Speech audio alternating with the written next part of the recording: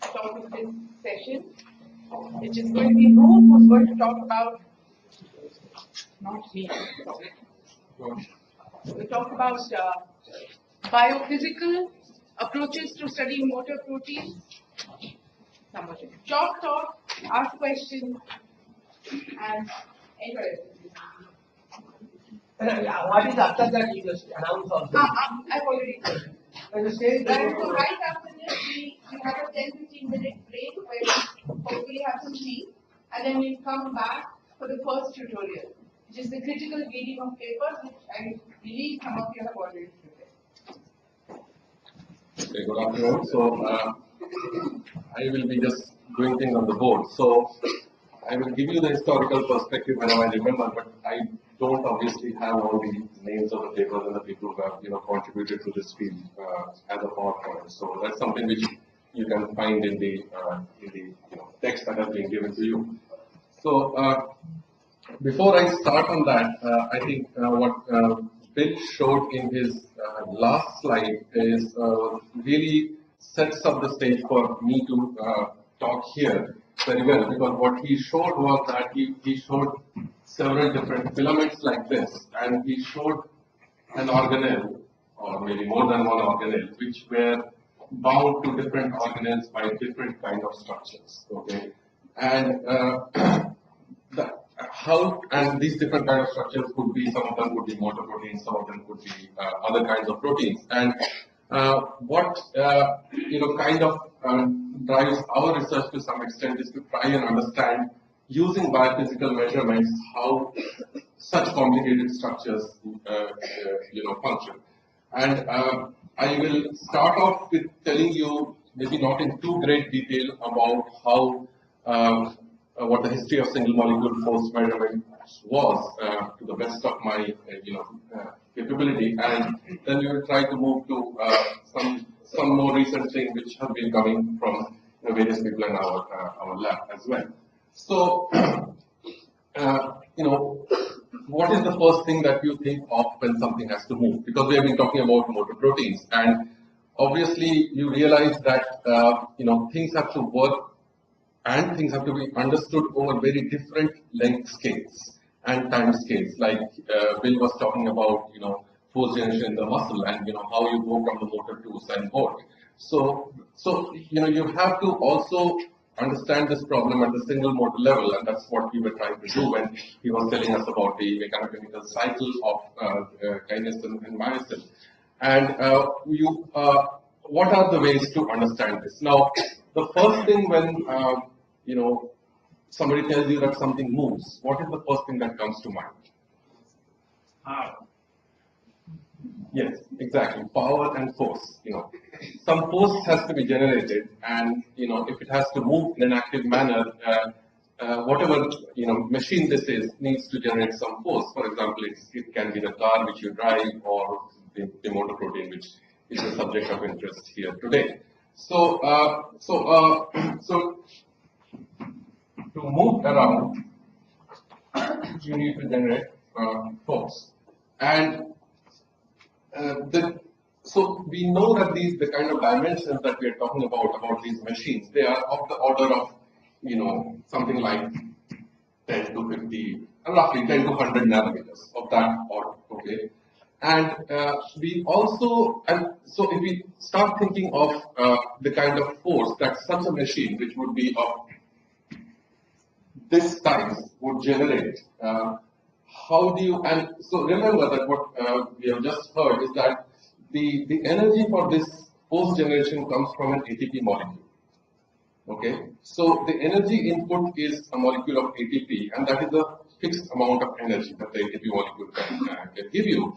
And so the work that has to be done by this machine is the product of the force that it generates and the distance that it moves over, or the size of its step. That's quite clear. So this distance over which it will move will obviously of similar dimensions. Okay, something which is 10 nanometer long cannot move over 10 microns. So the magnitude of the distance over which our machines work will be of the order of this distance, right? And the energy that comes from an ATP molecule, and I will write it in slightly strange units, is 100 piconewton nanometer. You can convert this to joules and all that. But so this is, so you understand that this is a unit of energy because this is force into distance. Sorry, piconewton nanometer. Okay, so this is force into distance, which is work done, which is a unit of energy, right? So now, if this is the energy that is being given to this molecule, and the kind of distances over which this nanometer thing, over which it moves, are of this kind of order, then you can easily guess the kind of forces that will be generated, right? Is that clear to everybody? You just put in on this side and you equate the equation, and the forces are typically of the order of piconewtons. Okay. Now these piconewtons, it's different for different kinds of motors, but something between 1 to 10 piconewtons. There are other motors which which exert larger forces also. But if we restrict ourselves to the acting and the multiple based motors, we are talking about forces which are generally in this kind of range, could be slightly here and there. Now, so the point I want to make is that these enzymes are, there is not just chemistry here, there is physics as well, because these are mechanochemical enzymes, okay? So they have to move, they have to change their conformation, and that change in the conformation is coupled to the change in the chemistry, to the whether you bound ATP or not, as we have heard. So, therefore, it is important to understand the mechanical changes in the molecule and how that couples to the chemical changes as well. And to do that, what people have been doing for a long time and is something which, there are other ways of doing this, but one of the very popular mechanisms of understanding how motors generate force is through an optical tweezer. You can call this an optical trap or laser trap, and what it is exactly will come to in a minute. Now, we will restrict our talk because because of reasons of time to how an optical tweezers work. But you can exert force. So the point is, if you want to measure the force which something exerts, you have to oppose it with a calibrated force. Okay, then only you can measure a force.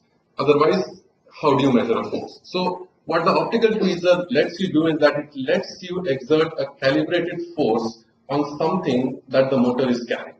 Okay, and then if you know the force that you are exerting and you know that I stopped the motor, then I know how much force the motor was exerting. But the point is in not just measuring the force. There is much more information that you can get from these kinds of measurements, and we'll hopefully be able to cover some of that.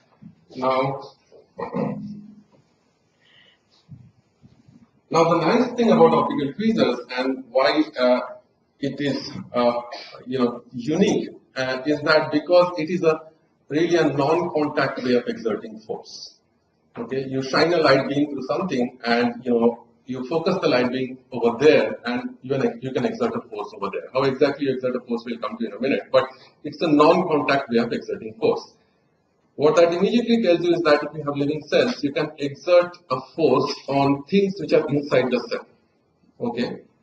However, ironically, this is the kind of advantage, the ability to exert force on things inside the cell. We think it has, one may say that it has not been exploited to its fullest extent. Okay, but there's a lot of work now which is happening, which hopefully will take us further. Now, how have these kinds of measurements been done? I don't need to tell you what these motor proteins are. You've already had a very good session on that. So, the way people use optical tweezers with motor proteins is that they get motor protein from somewhere. Okay, and that somewhere, the most common and the most widely used source is, for example, squid axoplasm, neuronal tissue. That is from where you isolate motor proteins. And very quickly, the kind of protocol that you follow to isolate these motor proteins is that, let's say you want to isolate it from brains, you take brain tissue, you homogenize it in an appropriate buffer, and then you, so here is a test tube when you have bring soup here and then you add microtubules to that soup if you are trying to purify microtubule motors, okay? And then let's say you want to purify kinesin, then you will want to remove ATP from this solution so that the motors go and bind to the microtubules and then don't release.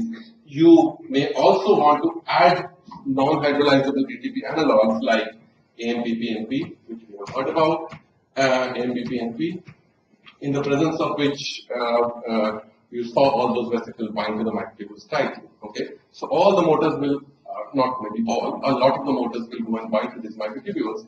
And because these are long polymeric filaments, now you take this into the ultracentrifuge and you spin it, and after the spin you will have a pellet of microtubules here. Okay, so and these will pull the motors down with it, and then you take this pellet out and you add ATP to it. Okay, and then you should release the motors from these microtubules, and then you can do more complicated things like if you want to separate out the different motors, you can put what you got from here in a sucrose gradient, and you can separate them on their molecular weight or mass. But just a quick comment. It's just a sure, go on. Yeah. In general, you do sometimes need to be careful about how you purify because, for example, in our experience, if you do it with ATP depletion, the recovery is very low because a lot of the kinesin essentially denatures under those circumstances. So you're better off doing AMP-PNP in that case. Okay. So it varies from Right, sure. So the only that's surely true, but the only problem is that if you just try to, it becomes very expensive to do that. So that's why the one reason. Yeah. Sure, it's point. even more expensive if it doesn't work. Right, absolutely. So anyway, at the end of this, if all goes well, you have motors in an appropriate buffer. You may also want to do this by making motors. You can express these motors bacterially, and then you purify it with some kind of an affinity tag. Whichever way you do it, and that has now been done for various myosin motors, and it has been done for the kinesins, some of the kinesins, it has been done for the dynein motors as well.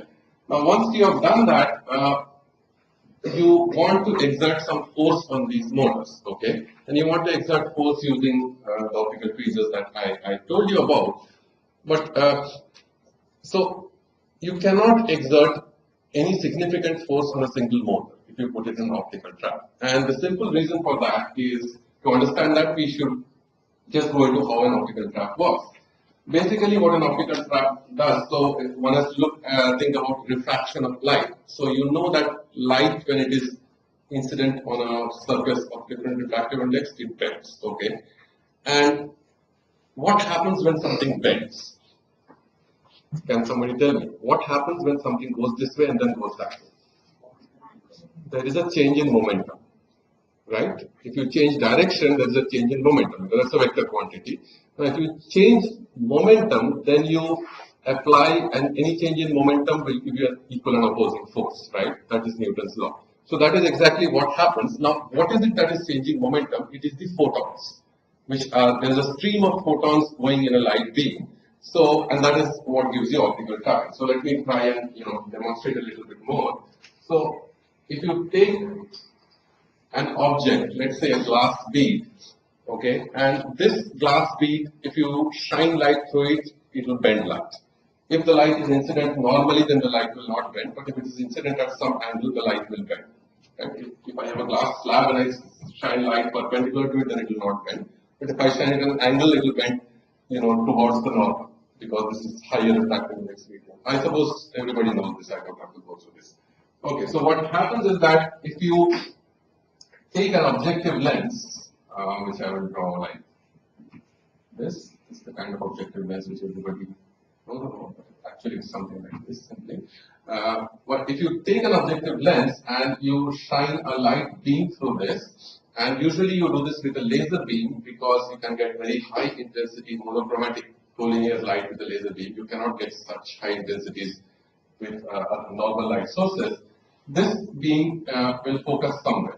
Right? So this light beam will look like this. It will focus somewhere and then it will diverge again. Okay? And in this light beam, there is a constant stream of photons going through this, and each photon, you can imagine, nobody has seen this, is each photon goes into this, the light bends here because it is in a different refractive index medium and goes to the other surface, so it bends towards the normal because it is going from, let's say, air into glass, and then when it gets out of the other way, it bends away from the normal. This is the normal. Okay? So, think of a boat in the middle of, a lake, and somebody comes running, if you put down on water, gets onto the boat in one direction and quickly jumps off the boat in another direction. Okay, and so there is the net kick which the person is giving to this boat, and the result, if you draw the vector diagram of this momentum, what you will see is that the incoming momentum here is in, let's say, in this direction, and the outgoing momentum is in some different direction. This one, okay. This is a vector diagram for momentum, and you can find out the resultant momentum will be in this direction, okay. And there will be a force which is equal and opposite to this momentum, which will be in this direction. Right? Is this clear? I can repeat this again. That's not a problem. Anybody who didn't understand this?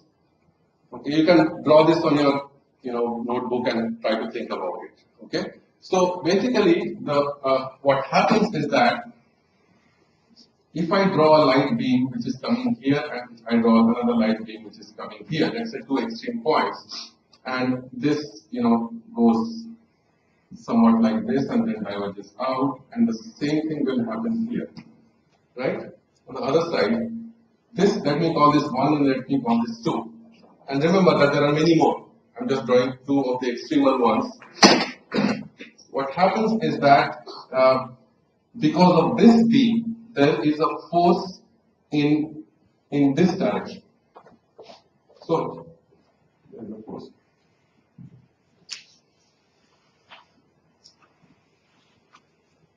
There is a force in this direction, and it has two components. Sorry, it has two components. Okay, there is a force somewhere in this direction. It has two components, and similarly, the beam on the other side will also have two components, right? Because this beam is like this. These components will add up, and these components will cancel out, because this will cancel out with this, and that will happen in the entire circumference like this here. Okay, and when that happens, now while this is happening, you can also think of other photons coming and hitting it right like this and bouncing off. Right? Not everything will get reflected, many will get reflected. But the ones which are getting reflected will tend to push this in this direction. Me coming, running and hitting you, I will push you away, right? So many photons come and hit this and push this away from the center of the trap. But there are also many which are coming in at this oblique angle, which generate a force in this direction. Okay, so when this and this cancels out, this thing is stable at a certain place. But the reason why this is happening is because these photons are imparting some momentum to the particle which is in the trap. Okay, and when you try to pull this out, also the same kind of logic works, but I will not go into those details right now. But so I hope I've been able to convince you that by some kind of a remote mechanism, you can exert a force on a small particle. So this small particle which I drew here could be immersed in water. People have also tried doing this when it is immersed in, which is in air as well. Okay. So now that you have this, what can you do with it is the question. And particularly, what can you do with it if you are going to be using motor proteins? Okay. So write this down if you have not yet done that.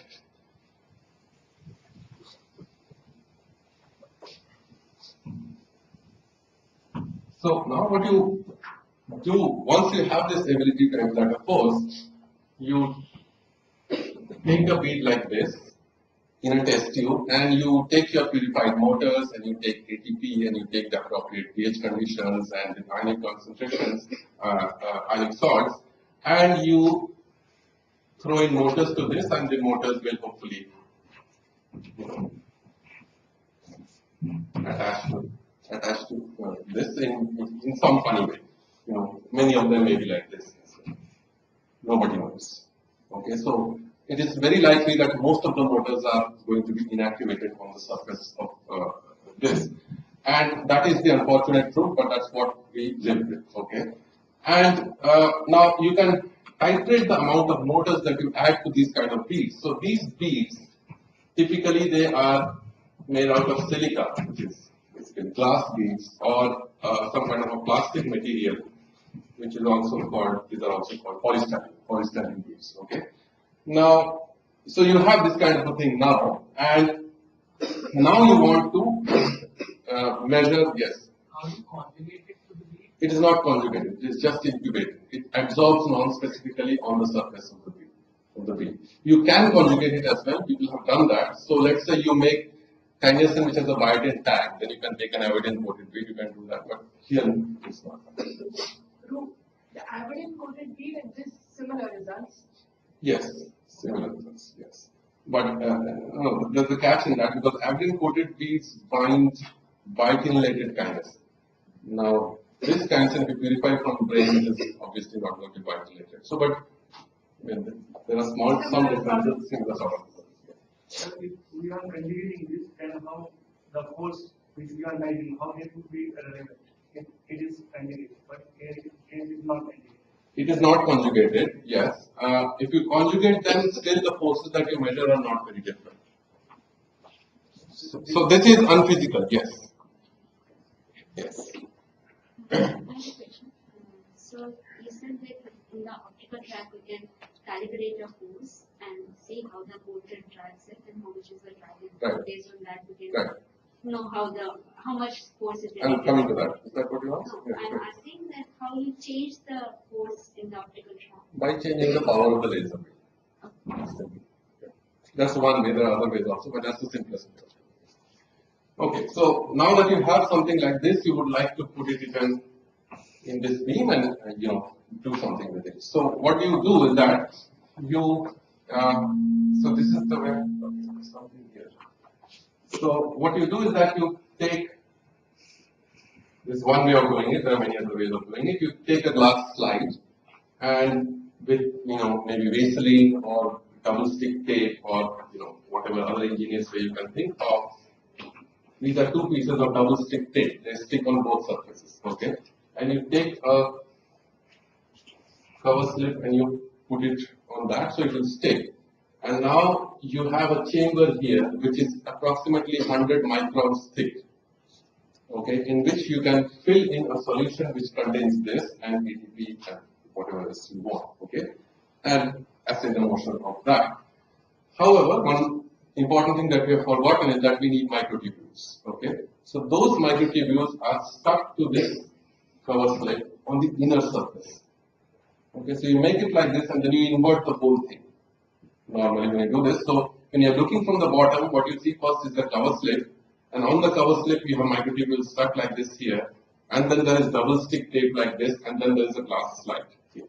And here is where you are going to do what. So you adjust everything so that the focus of your laser beam forms slightly above your cover slip. Okay? How much should that distance be?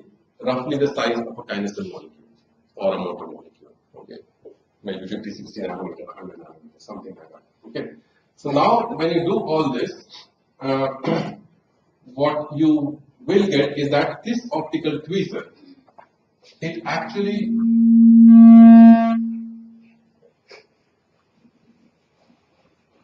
works like a linear spring within certain approximations, okay? And the theoretical reasons for why it works as a linear spring we will not go into right now, but it is kind of easy to show that it actually works as a linear spring, okay?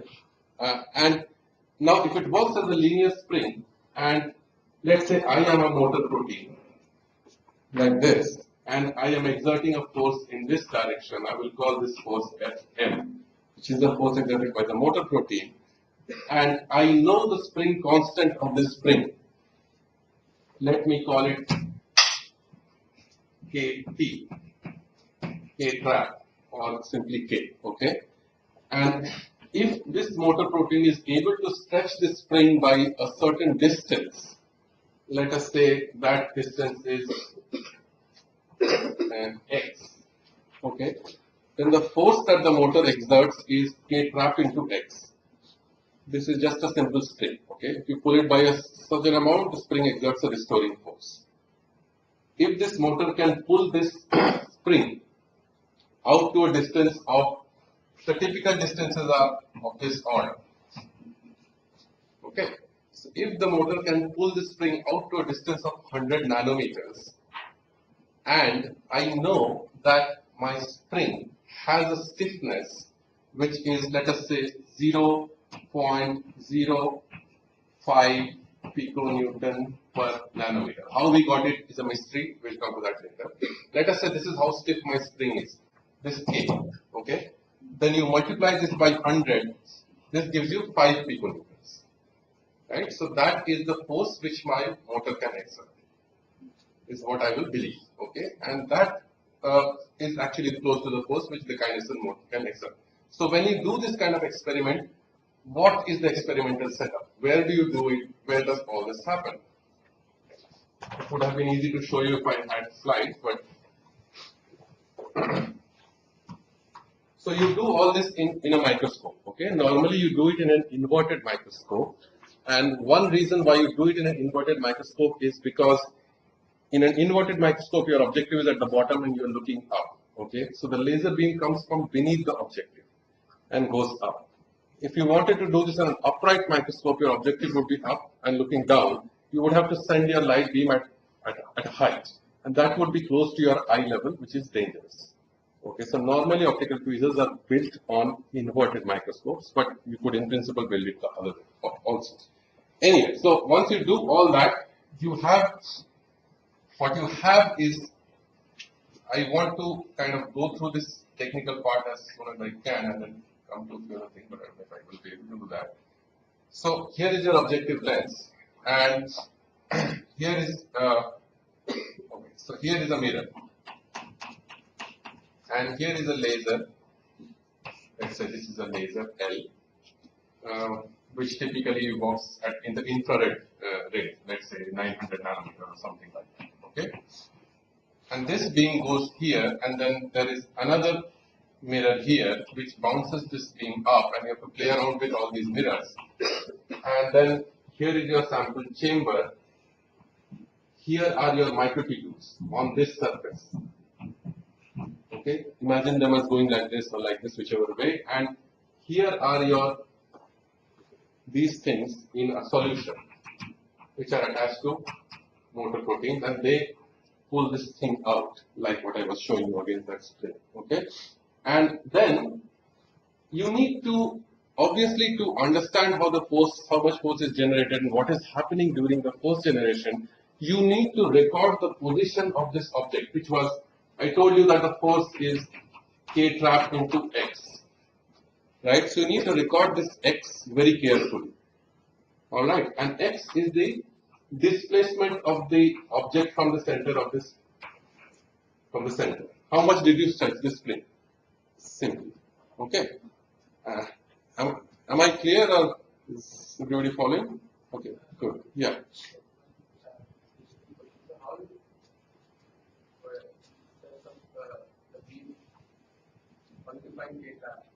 How did I find K trap? I have not yet found it. We'll come to that. Well, okay, yeah. If the bead is if the difference in refractive index between the bead and the medium is higher, then the K trap will be higher, because you will bend the light beam more, right? Is that what you're asking? How is K trap related to the property of the bead? Is that what you're asking? I can understand with respect to spring, Right. but with respect to bead, you are putting a bead there and there's a light coming and you pull it, you try to pull it. So where does the K trap come into it? the K-trap comes into the picture because of the assumption that this optical tweezer is behaving like a spring. Okay, and so the more you pull something out of the trap, the stronger the trap pulls it back. K-trap into X. And that can actually be shown very empirically. I'll come to that in a minute. Okay. So yeah, so how much you move away from this center is important, and you have to measure it quite accurately. And if you do that with sufficient precision, then you can actually see these step-like things which we were talking about earlier in the day. So you can measure those step sizes, and you can do quite a few other interesting things. Now, so now the next question is obviously how do you measure K-trap? How do you know how strong your optical trap is? Okay, so one way to do that is so I was using an optical trap against a motor to measure how strong the motor is. Okay, now I want to measure how strong my optical trap is. What do I have to do? I have to exert a known calibrated force against the optical trap, right? Which obviously cannot be a motor because that's what I wanted to learn about. So I have to exert a known calibrated force against the optical trap, and one simple way to do it is by, so I told you that this bead is trapped in a solution and it is held here, and if I move the solution at a known velocity, there will be a viscous drag. That is, if your bead is spherical, it is 6 pi eta radius of the bead into the velocity with which you move the solution. Okay. So what you can do is that you can hold this bead in an optical trap, and there is solution around it, and this whole thing is sitting on some kind of a mechanical state which you can move very precisely at a known velocity, and you move this with a known velocity, and you measure how you move the solution with a known velocity, and you measure how far away from the center this went. Okay. How many microns do you typically move the? You will need to move it over about 100 microns, 50, 60 microns. And you change various solutions with various viscosity? You can do that, surely. No.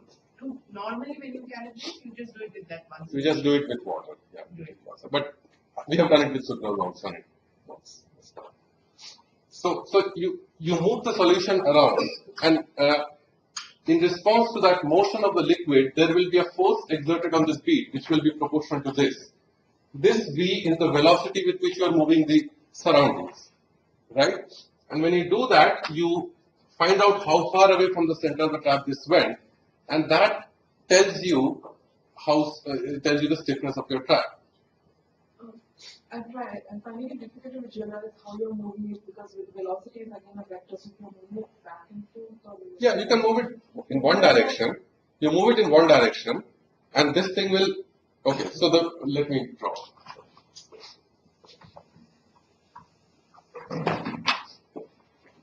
So this is held here. Okay, and let's say this line is the center of the trap, and I move the surroundings, and I move it over a sufficient time so that this stabilizes at a certain distance here. I don't just, okay, so I have to move it for that time, okay, and it stabilizes at a certain distance here, it will not move. So that if I were recording the position of this is what you will see. It will stabilize here. If I keep moving it, it may stay at a certain place for some time. And by measuring this, I know how far it moved, and from that I can do this calculation. Now, this is a simple way of showing that your optical trap is actually behaving like a linear spring. How can that be done? Can anybody tell me? This, whatever I just told you, can also be used to show that the optical trap is working like a spring. Because after if you move it further, it is at some point it will be strong. Sure, that will of course happen. So, but the simple way of doing that is you move the stage with increasing velocities. You make a plot of the velocity versus the displacement, and that should be linear. And that will tell you that it's behaving like a spring. So that's what people do. Okay. Now this is not the way you actually measure the stiffness of traps. This can be done like this, but normally this is not how it is done. There is another way of doing that.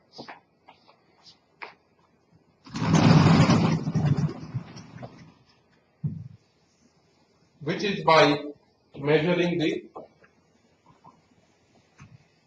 thermal fluctuations of this trapped particle.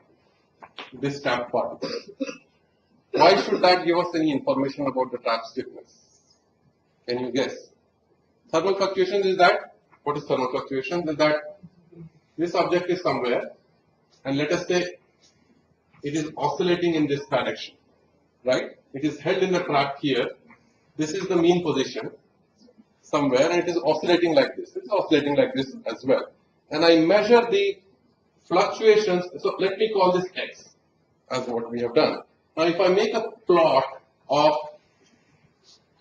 this is time versus x. Now I'm plotting x on this axis.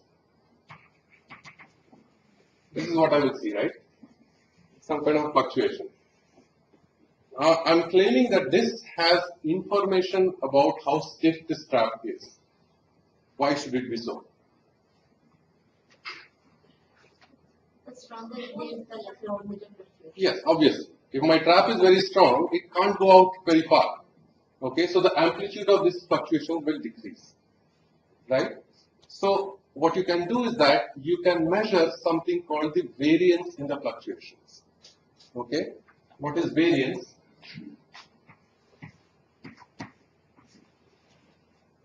Right? You can square this quantity. So the fluctuation is about the mean. Okay? And standard deviation is the square root of this.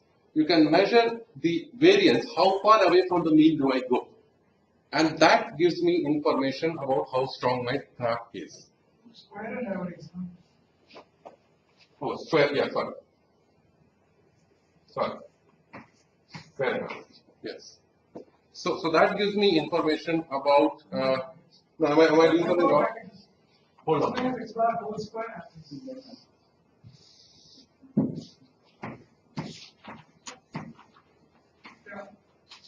Yeah. So, yeah, so that, so you have to square it and then take the average, otherwise the signs will cancel out. Yeah. Little confusion for me. How will you get an absolute number? Of? You can get it relative, no? I mean, warmer, maybe to give you a, but you need an absolute number, no? When you measure force, you say, I'm coming. Yeah. So Sir, do we consider viscosity of the solution? who's asking you? Yeah, sorry. Sorry, do we consider viscosity of the solution? You have to consider the viscosity depending on the method you use. In this particular method that I'm telling you about, you don't have to consider the viscosity. And I'll come to that in a moment. So now, so this variance, now there is a very well-known theorem which is called the equipartition of energy. Okay, in physics, it says that basically the energy of the system, let's say this particular bead which is in the trap or any object, is divided equally into all the degrees of freedom. Okay. Now this particular bead has 3 degrees of freedom, which are the x, y, and z directions. Okay. So in one particular direction, let us say the x direction, the amount of energy will be 1/3, right? Because it is distributed equally, and the force that is exerted is k into x in the trap. That's what I told you. So the work done is you have to integrate it over the displacement. Okay, and this gives you a term like kx squared, right? When you do the integral, this is the potential energy. This is the energy in a potential well. Okay, so when you have, so you can equate this to the thermal energy. So where is this? Why is this thing fluctuating? Because of the thermal kicks that it is getting, right? So the amount of fluctuation which you will register here is dependent on the thermal energy. So if you equate the thermal energy to this quantity, then you will get the, so this is the K trap. Okay, this is the K trap. And if you equate this to the thermal energy, which is Boltzmann constant into the absolute temperature, then you will get the, you can get the K trap from this, right? But what you need to do for that, you need to know your temperature, obviously, you need to know the value of Boltzmann constant, but you need to measure this. This is the variance in thermal fluctuations. Okay, so if you measure this, then you can just say K trap is equal to KBT upon x square, and then you know. Is that thermal fluctuation variation or displacement? The How much thermal fluctuation is always happening, but as a result of that thermal fluctuation, the thing is oscillating, like what I told. The beat position. X is the beat position, yes, yes. X is always the beat position. Okay, so if I equate these two quantities, then I can get the stiffness of my trap. Now, this calculation, what you were asking me, does not require me to know the viscosity of the material. Okay, if I do this calculation, you can do it irrespective of whatever the viscosity is. However, there is another way of calibrating the optical tweezer, which is even more popular than this one, which is called the so-called power spectrum method. I will not go into that because it will take time, but that requires you to know the viscosity of the medium. It also requires you to know the size of the thing that you have trapped. Okay, once you know these two things, you can calibrate your optical trap quite well. Now that has been a problem with many of the measurements that have been done. People have not been able to calibrate optical tweezers for objects of unknown size. Okay, because normally so there are two related issues I want to start.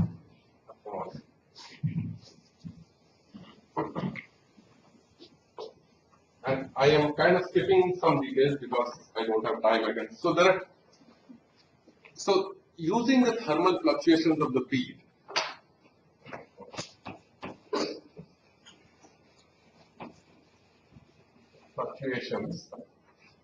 there are two ways of finding the trap stiffness. One is the power spectrum method. I did not go into the details of that, but let us skip that for the moment. The other is the variance method, which I just told you about. Okay. What kind of laser? It's an infrared laser. It's the continuous wave infrared laser single mode diode. Let's not go into those technical details right now. It's not necessary. So I can talk to you later about it. Okay. So by doing this or this, now without knowing the details of what the power spectrum method is, what you need for this is knowledge of the size of whatever you have trapped, and also the knowledge of the viscosity of the material in which this is trapped. Okay. Now, when you want to use the variance method, I told you that you do not need the size or the viscosity. Okay, because there was no viscosity here. Right? But now here is the trick, is that actually when you have to determine the trap using this method, you need to know the size of the object indirectly. Okay, why is that? Is the question. So you don't directly need the size in this equation. You can see that very well. Okay, but actually when you have to do the calibration, you do need the size. The reason for that is when you are going to sample these thermal fluctuations, what I showed you here, okay, that sampling has to be done at a very, very high frequency. You have to record the position of object very fast. Okay, if you do not do that, you will not get the correct stiffness of your optical trap. Suppose something, so it makes sense, right? Suppose I'm moving, I'm recording something at the rate of 1 frame per second, but that object is moving at 10,000, has 10,000 times it's going up and down in 1 second. Then I cannot record the correct fluctuations. So I will underestimate the fluctuations. Is that right? If I'm recording once in a while and it is oscillating very, fast, then I will underestimate the magnitude of those fluctuations. Because when I'm seeing it, it is somewhere here, I'll see some kind of a mean average thing. Okay. So therefore, when you want to calibrate an optical tweezer, you have to do this with a detector which can detect the position at very high frequency. Okay. And that detector is not a camera. You cannot detect the position of an object with sufficient speed in a camera. There are very expensive cameras, but normally nobody uses that. Okay, so that kind of a detector is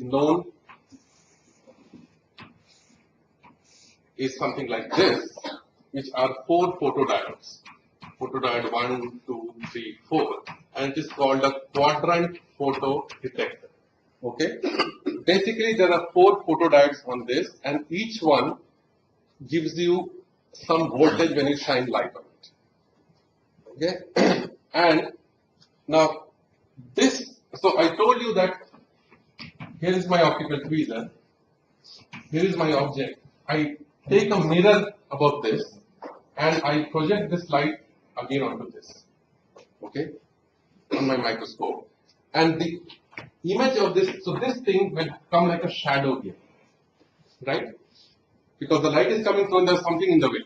So there will be a shadow of this object on this detectors. Alright.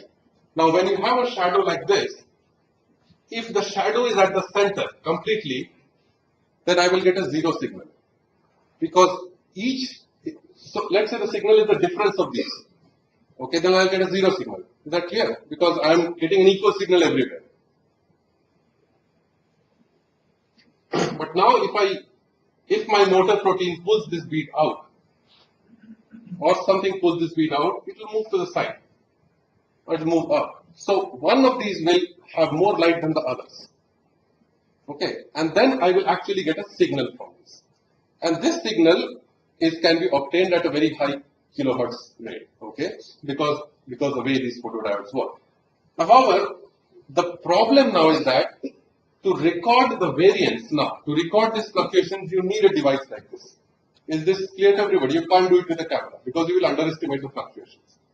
Now the problem is that the signal that will come out of this thing will depend on the size of the thing which you have in the car. Isn't that obvious? Right? If I have a very small particle, the image will be different. So you have to convert the signal. This signal is a voltage signal, volts. This signal has to be converted into a real distance signal, which will be used here to find the trap. Okay. So that, how to convert that is something which was not known. So if you have an object of a varying size, then this factor will be different, and you don't know what to use here because what you are getting is in volts. How do you convert it to nanometers? So that has been a problem. And what is the problem? This has been one reason why people have used beads coated with motors to do all these optical trapping studies till now. In vitro optical trapping studies. People have done inside cells, I'm not talking about that. So what we did very recently is that we thought of a method by which you can calibrate an optical trap for an organelle which was extracted from a cell. Okay. Now this is a much richer system because this has the motors, whatever motors are there inside the cell, bound to it in complex with whatever other motor protein, like what Bill was showing you in his last slide. So if you want to understand how motors work inside the cell, obviously you cannot take your favorite motor, put it onto a bead and say that you understood things, right? So you need to isolate organelles from cells. Now those organelles which you will isolate from cells don't have to be 0.52 microns in size. They will be of whatever size, right? So what then you can do is that you can use the method, which maybe I'll have the time to go into very quickly, to now you should be able to extend the kind of optical trapping studies to organelles of unknown size and try and understand what's going on biologically. Okay, so to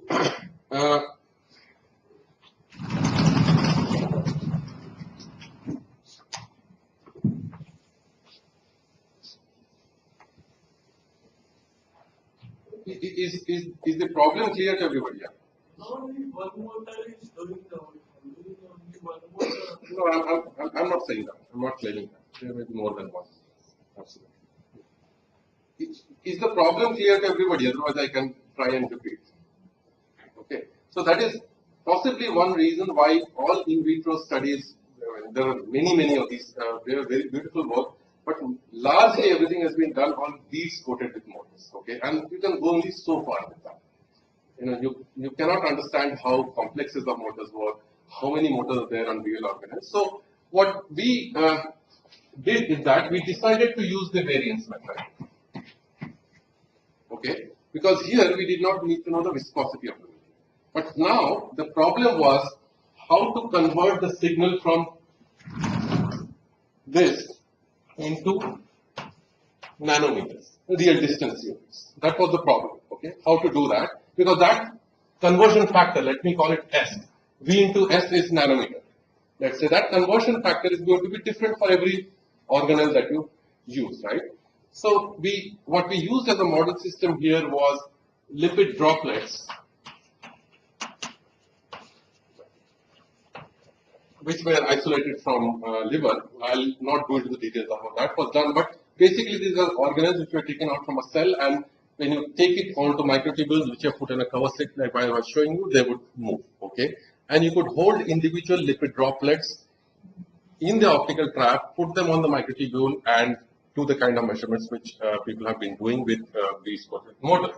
But what does the data look like when you do an optical trap measurement? That's the first question. The data typically, again I remind you that what you are measuring is this displacement, okay? And the data typically looks like this, where this is time and this is x, okay? This is here, and you can think of this as a stretched spring. Okay, is this clear? So when you are here, when this is here, okay, when you are here, you are not stretched the spring. So you will kind of start to go fast here. But as you move farther away from the center of this, you will stretch the spring more and more, and every step you are opposed by a larger load now, because you are moving against the spring which has already been stretched, okay? And then you will go till here, and here is where you cannot go any farther, okay? So this force here, so I hope you understand that this measures a distance, but when you multiply this by the K trap, it also measures a force, right? Like what I had told you earlier. This is the force of the motor, because the motor could not take you beyond this. Okay, so it stalls here and then it falls back, and this thing can repeat again. Now, if you have more than one motor, you might sometimes get this, and then this may go on like this. Second one, okay. So anyway, so how did we? I have about 5 minutes. 10. So yes, Vishal. No, 5 minutes. Okay. Yeah. So when you so how did we do this? Okay, how did we use organelles which were purified from cells, and how did we replace beads with organelles, and how did we overcome this problem of variable size? So what we did is that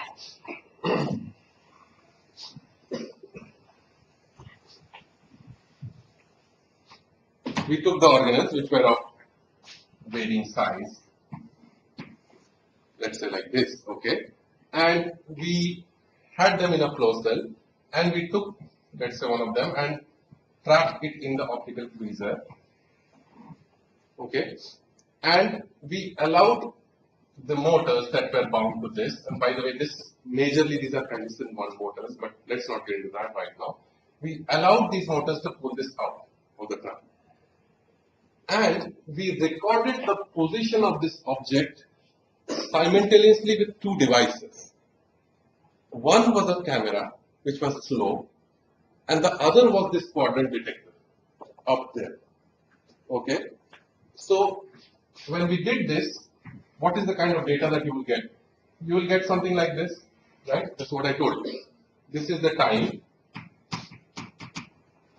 and this is the position. Okay, now I am making a movie of this thing being pulled out by the motor, okay, and I am recording the position of this just like in the movies which you have seen in the morning using a camera, so I can see, okay. Now I can track the position of this object very precisely with a camera. I know how far it has moved, and many people, you will come across many other talks where you can track the position of a single object moving. Now the data that you get moving in a camera, I make a video and track the position in a camera, and when I get this information, I get it in real distance units. right? Because the camera tells me how far that's calibrated. That's a calibrated camera. So I measure how far this has moved out in nanometer units. Okay? And so this, let's say this is the data from my camera, but the positions where I measure it are quite far apart. I get the same information from my other guy also, but I get it as a voltage signal. Okay, and let's say if I plot it here, it will look like this. A different value.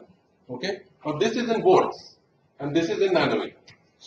But this data has a lot of points in it because I'm sampling it faster, right? Now, if I can calculate what do I have to do to get the calibration factor of my quadrant detector? I simply have to match these two, right? And once I do that, I know the calibration factor of my quadrant photodetector, which I get now in real distance units. And now I can go and measure these fluctuations from the quadrant photodetector in volts unit and multiply it by the factor which equalizes these two things, and I can rescale these fluctuations. And that gives me the variance of the object, which is the stiffness of this trap for that particular organ. Okay? And by doing that, we can now measure, for example, what we did in this was measure the force generated by the kinesin motor on these lipid droplets which were isolated from the liver, and we found some particular behavior of the kinesin motor in response to the metabolic state, which is fasting. Now, how far this is true inside cells or all that, that will be a subject of future study. But at least you have the ability to use an optical tweezer on cellular organelles and use it with the same precision which you were doing earlier with beads. So this is a clear advantage because you can take an organelle out of a cell with this entire, hopefully all the motors retained in the natural state. And now you can tweak something. You can change the ATP concentration. You can change the pH. You can add another inhibitory peptide. All these things are very difficult to do inside the cell. Okay, so you can ask questions which are more physiologically relevant than what you could do with beads coated with motors. Of course, this is not the end all and be all because, ideally one would like to do these measurements inside cells, but that's a different story. Maybe I'll talk about that in my own issue. I'm done. Yeah. It is possible to know, and how many motors are actively generating force is what you can know from this. There are probably more motors on the surface which you cannot measure. But what is probably relevant for the motion is how many of them actually engage against some actively generated force. Yes, exactly. So what we estimated from this was that there are 1 to 2 kinesin motors generating force. But there is a catch in that which maybe I'll talk about later. So can we do it another way? Like we will fix the size of the end particle and measure the voltage in one case. And in another case, we will take another particle whose size will be different. And from that, we will make an equation how it varies with the size. That people have done that, but that is prone to very high errors. And the simple reason is that you see that it comes as a square. So any small error in this is magnified because it's a squared curve. Okay, so that's what people have been doing till now, but we believe we are doing better than that. Can I give this for what's the size of this organ? So these lipid droplets vary in size from about 300 nanometer to more than a micron. So can you mitochondria or some other? See, the problem with optical traps is that to do a good job, you need things which are spherical. Mitochondria are not spherical. So it is very hard to calibrate an optical tweezer for a funnily shaped object. So lysosomes you can do that. Lysosomes if they are spherical, you can do that. We are actually doing that.